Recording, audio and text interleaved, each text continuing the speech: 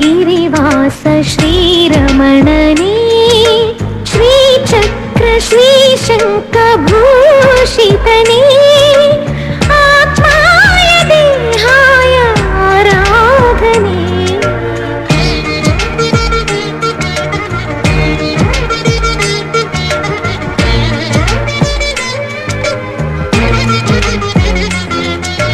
ಕರೆದರೆ ಬರುವ ಕಲಿಯುಗ ದೈವ ಪಾಪ ವಿನಾಶ ಲಕುಮಿಯ ಮನವ ಕಲುಕುತ್ತಲಿರುವ ಶ್ರೀ